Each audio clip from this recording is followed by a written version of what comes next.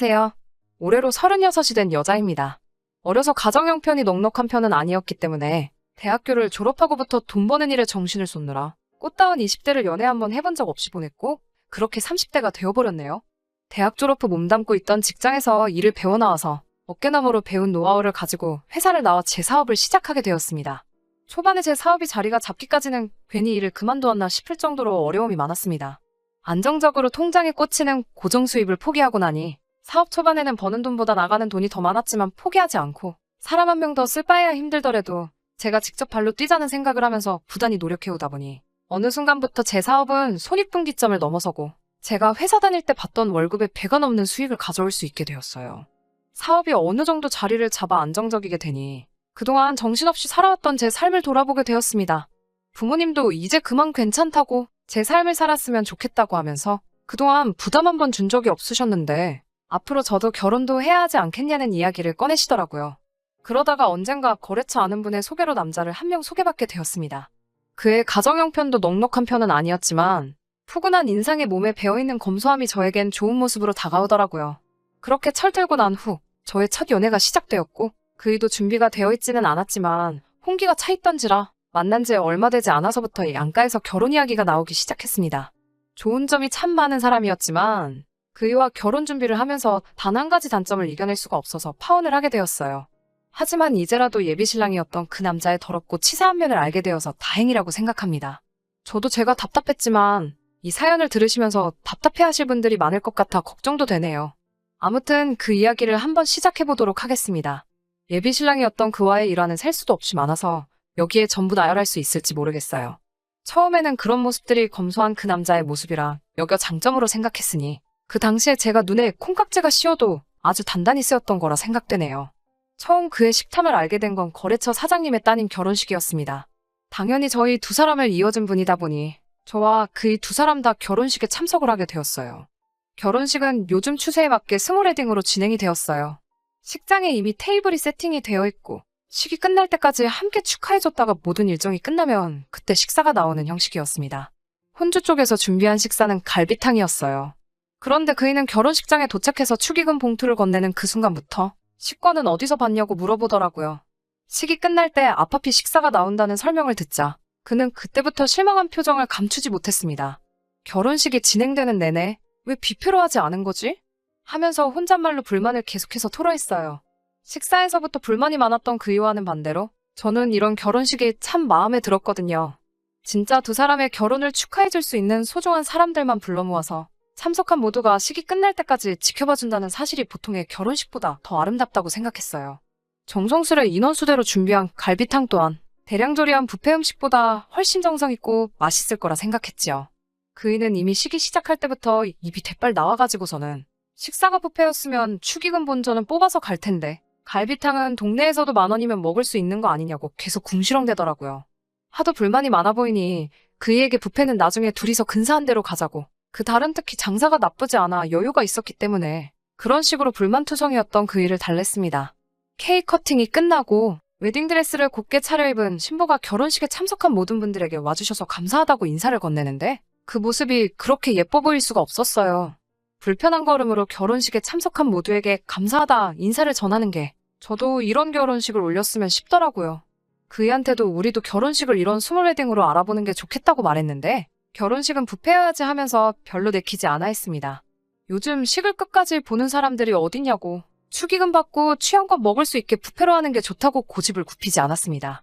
각자 생각하는 게 다를 수도 있고 그의 말대로 제가 아름다운 결혼식에만 정신이 팔려 그런 걸 수도 있다는 생각에 그건 나중에 우리 식 올릴 때 다시 이야기하자고 말을 줄였습니다. 모든 식이 끝나자마자 5가지 반찬이 정갈하게 차려진 갈비탕이 앞앞이 세팅이 되더라고요. 그이는 이게 뷔페였으면 갈비찜만 먹어도 갈비탕에 들은 갈비보다 몇 대는 더 먹었을 거라고 하면서도 음식이 나오니 탕에다가 밥까지 말아서 엄청 잘 먹더라고요. 그이는 벌써 탕에 들은 갈비를 끝내고 국물에 말아버린 밥과 몇 가지 밑반찬만 집어먹으면서 제 갈비탕을 계속 뚫어져라 쳐다보고 있었어요.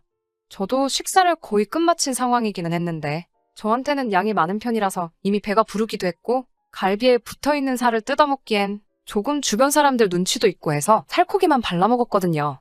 그런데 그이가 그 갈비 다 먹은 거면 자기를 달라고 하길래 가져가라고 했죠. 사양하지도 않고 젓가락도 사용하지 않은 채 제 그릇으로 손을 옮겨 제가 먹다 남은 갈비를 가져가는데 그래도 그때는 음식을 잘 먹는 그 모습까지 보기 있어 보이고 좋아 보였어요. 아, 얼마나 제가 사람 보는 눈이 없었는지 그때는 그게 예비신랑이었던 그이의 더러운 식탐이라는 생각은 꿈에도 한 적이 없습니다. 오히려 그때 그걸 눈치챘더라면 더러운 걸 보지 않고 저도 다른 인연을 찾아봤을 텐데 말이죠. 그 뒤로도 그이와는 연애를 계속해오면서 저희도 어느덧 결혼식 날짜가 잡히게 되었어요. 제가 모은 돈과 부모님이 돈을 보태주신 게 2억 정도 되었고 예비시댁과 그이가 준비한 돈이 1억 5천 정도 되었어요. 그 돈으로 서울 외곽에 있는 오래된 아파트를 구하게 되었습니다. 오래된 아파트지만 서울에서 신혼살림을 차릴 수 있다는 사실에 감사했죠. 손재주가 좋은 그이가 업체를 쓰는 대신에 리모델링과 인테리어를 하기로 하고 필요한 혼수들까지 남편이 채우는 조건으로 반반 결혼을 하게 되었습니다. 처음 며칠간은 그이 혼자서 아파트에 들어가 퇴근 후에 작업을 시작했는데 혼자서는 못하는 부분이 많아서 결국에는 저까지 나서서 리모델링을 도와주게 되었어요. 그래서 그 아파트에서 남편 퇴근 시간에 맞춰 공사를 시작하게 되었고 나중에는 간이침대 2개를 가져다 놓고 혼전동거 형식으로 살게 되었습니다. 가끔씩은 업체한테 맡길 거라는 후회가 들기도 했지만 그래도 제가 살 집을 직접 손본다는 게 재밌어서 딱히 불만은 갖지 않았어요. 둘이서 함께 하나씩 고쳐나가는 게 재밌는 부분도 있어서 그런 점도 추억거리가 하나 생긴 것만 같아 썩 나쁘지만은 않더라고요. 하지만 그의 더러운 식탐 때문에 결국 이 사단이 나고 말았습니다. 바닥 타일을 끝내고 벽지까지 전부 다 끝낸 날이었어요.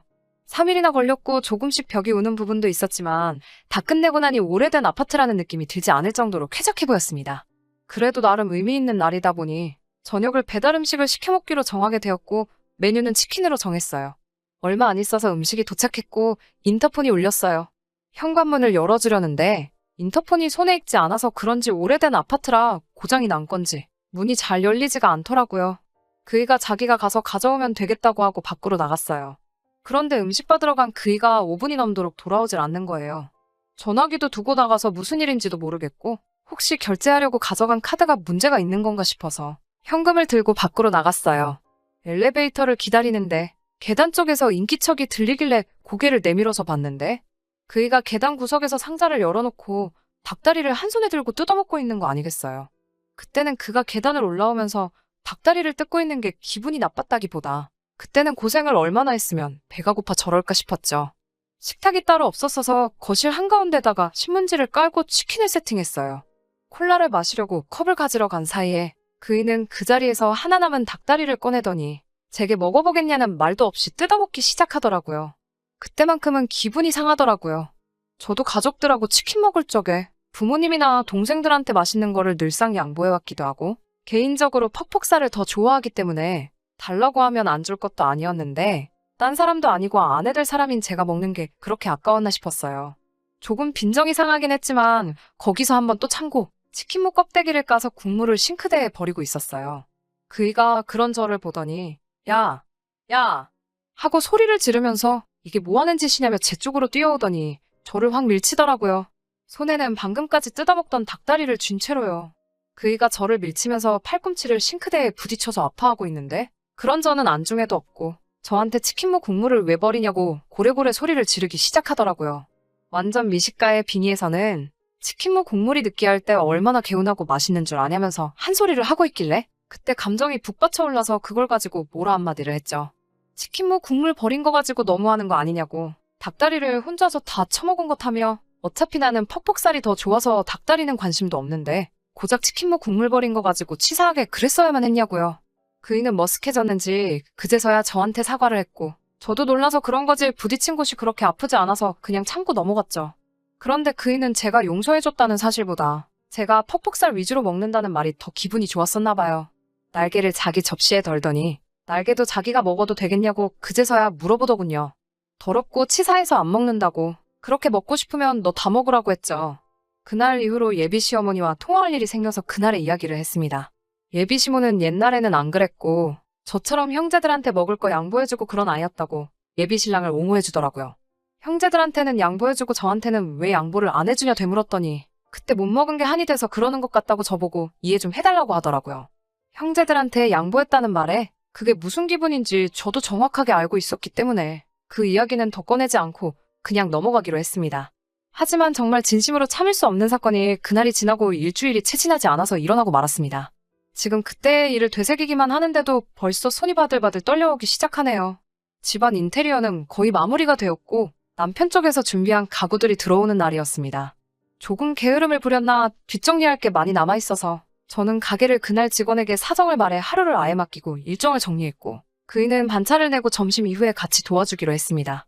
정리할 게 많아서 그냥 월차 전부 다 쓰면 안 되겠냐고 물어도 봤는데 그날 회사에서 점심으로 중국집에서 회식을 하기로 했다면서 공짜밥인데 먹고 와야지 않겠냐고 하더군요. 그이가 중국집에서 음식을 싸온다는 건 기대도 안 했지만 그렇게 먹고 싶다니 그러라고 했죠. 그이를 출근시키고 아침 내내 정신없이 청소하는데 시간을 다 보냈습니다. 그러고 나니 조금 허기가 지더라고요. 냉장고에 뭐라도 있나 싶어서 열어봤는데 언제 사놓은 건지 편의점 김밥이 한 줄 있더라고요. 뭐 해먹기도 귀찮고 김밥이면 간단하게 먹을 수 있으니 그걸 꺼내 먹었어요. 편의점 김밥이라 그런지 김밥 속은 거의 없고 김하고 밥밖에 없는 게 맛도 더럽게 없었습니다.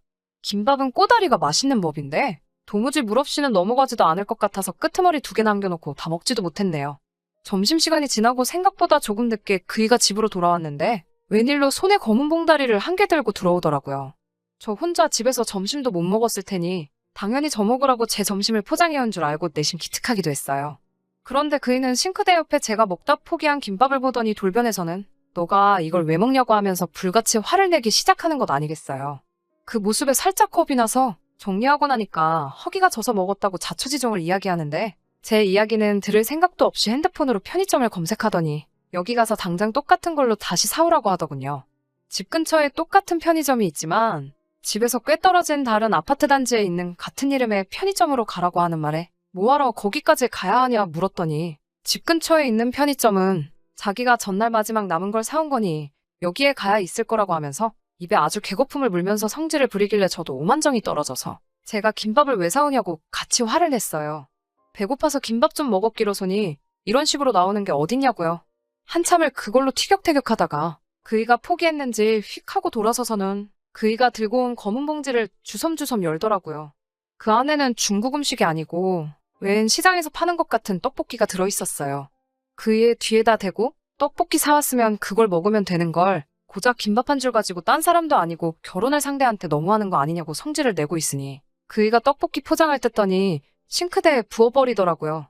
그 모습에 그건 또 왜 버리냐고 화를 냈더니 너는 아무것도 모른다면서 이 떡볶이는 그 김밥과 같이 먹으면 얼마나 맛있는 줄 아냐고. 그런데 제가 그 김밥을 먹어버려서 자기의 하루를 망쳤다고 노발대발 하더라고요.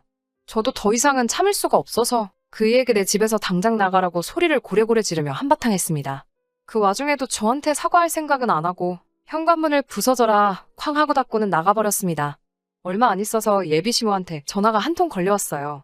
저를 이해시키려고 별말도 안 되는 이야기를 하시길래 고작 김밥 한 줄 가지고도 앞으로 평생을 함께 보낼 사람한테 저 지경으로 달려드는데 같이 살았다가 무슨 봉변을 당하겠냐며 제 마음을 돌릴 생각은 추호도 없다고 이야기를 했죠.